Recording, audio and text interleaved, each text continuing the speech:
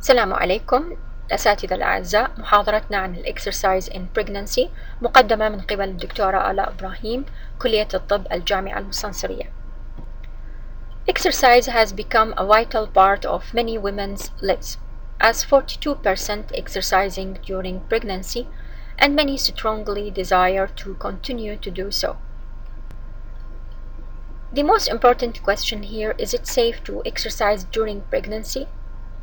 The answer will be if the woman is healthy and doesn't have medical complications and her pregnancy is normal, so it is safe to start regular physical activity even if she can maintain this throughout the duration of pregnancy, as the physical activity doesn't increase risk of miscarriage, low birth weight, or early delivery, especially if the healthcare provisional gives the advice to exercise so the woman can discuss what activities she can do safely.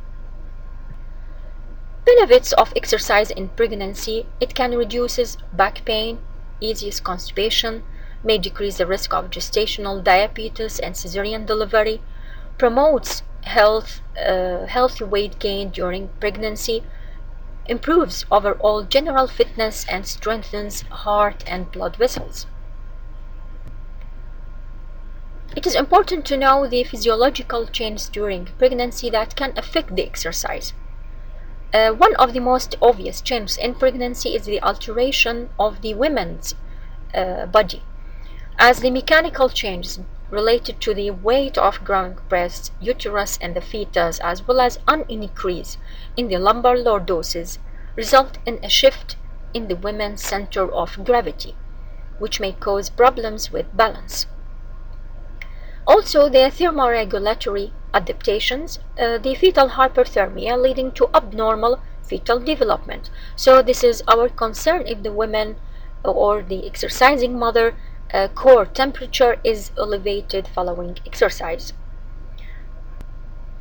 The hemodynamic change: exercise acts in concert with pregnancy to increase heart rate, stroke volume, and cardiac output. Also, the blood is diverted from the abdominal viscera, including the uterus, to supply the exercising muscles. Measurements about the effect of exercise on the fetal heart rate demonstrate either no significant change in the fetal heart rate, or there is short-term increases of 5 to 15 beats per minute. With mild exercise, pregnant women have a greater increase in respiratory frequency, oxygen consumption to meet their greater oxygen demand. This can affect the ability to do strenuous exercise, especially if the woman is overweight or obese. Both exercise and pregnancy are associated with high demand for energy. So in the first 2 trimesters, an increase intake of 150 calories per day is recommended, with 300 calories per day in the 3rd trimester. So the caloric demands with exercise are even higher, although no studies have focused on exact requirements. The competing energy demands of the exercising mother and the growing fetus raise the theoretic concern that the excessive exercise might adversely affect the fetal development. The hormonal alteration during pregnancy that can affect, as we know, the estrogen stimulates the growth of the uterus and breasts, and high level of estrogen can result in excess water retention, nausea, especially in the 1st trimester, and joint looseness. So advise the mother to avoid jerky, high impact motion, which increases hurt.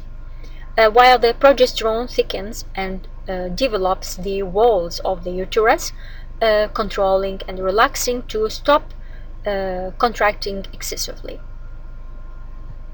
Relaxin softens ligaments, cartilage, and the cervix, allowing these tissues to spread during delivery.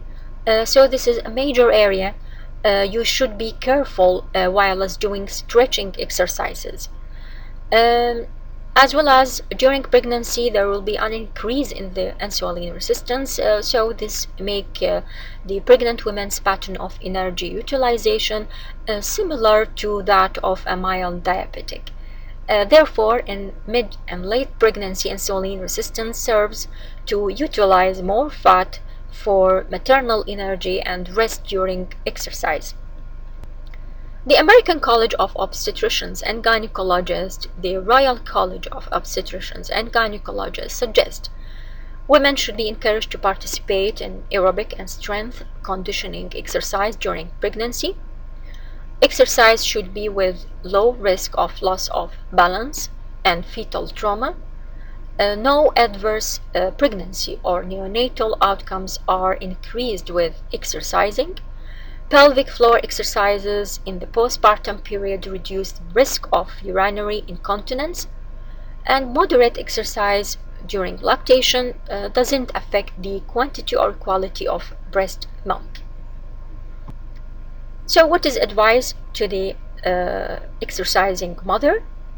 We advise her to maintain adequate hydration and avoid exercising in very hot, humid environment. Women should avoid exercise that involves the risk of abdominal trauma, falls, or excessive joint stress, as in contact sports like football or vigorous racket sports like tennis. Adequate calories and limiting exercise sessions to less than 45 minutes to reduce the risk of hypoglycemia. Advise her to avoid exercise in supine position, especially after 16 weeks of gestation. Also avoid overexertion in altitudes over 2,500 meters because of lower uterine blood flow.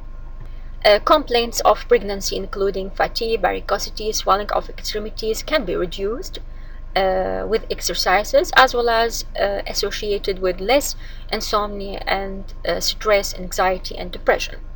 Weight-bearing exercise can reduce the length of the labor and decrease delivery complications. Exercise improve glycemic control in women with gestational diabetes and may prevent its developing. Careful consideration for the intensity and the duration, frequency of exercise sessions. Talk test is used to measure exercise intensity, and women should start with 15 minutes aerobic continuous exercise 3 times a week, increase 30 minutes 4 times a week in the next time. While in women with gestational diabetes, we advise to monitor their blood sugar, regulating meal times, and rest periods. In the third trimester, women go through major change and have to be careful with the exercise. Of the 6 months of pregnancy, intensity of exercise should decreases. Research has shown that moderate exercise in late pregnancy doesn't influence on premature birth, rupture of membrane, or damage to the fetuses. What are the recommended exercises? One of the best is the walking. Walking is considered one of the best cardiovascular exercises for the pregnant women, and it is safe throughout the 9 months of pregnancy. Also, running. Jogging is a slow form of running. We advise women to do it for 15 minutes 1 day a week. Swimming and equantal classes. Swimming also considered as one of the best and safest exercise for the pregnant women. It is ideal because it exercises both large muscle groups, arms and legs, provides good cardiovascular benefits, and allows pregnant women to feel weightless despite the extra weight of pregnancy. Equantal classes it means exercising while standing in water is gentle on joints and can help lessen swelling in legs, which is a common symptom in late pregnancy. Yoga and Pilates both can help maintain muscle tone and keep flexible with little, if there is any impact on the pregnant women joints. Also, low impact aerobes. What are the contraindications for exercise in pregnancy? This is very important. If there is cervical insufficiency or cerclage, multiple pregnancy, risk of preterm labor, premature rupture of membrane, placenta previa, preeclampsia or pregnancy-induced hypertension, severe anemia, pulmonary disease. What about the benefits of postpartum exercise? It can improve the cardiovascular fitness and weight loss, improve mood, reduce anxiety and depression. Also, the pelvic floor muscle exercise reduce the risk of urinary stress incontinence. Women need to return to pre-pregnancy exercise levels gradually and not fast. Okay, you enjoyed with this lecture and get benefit. Thank you for your listening.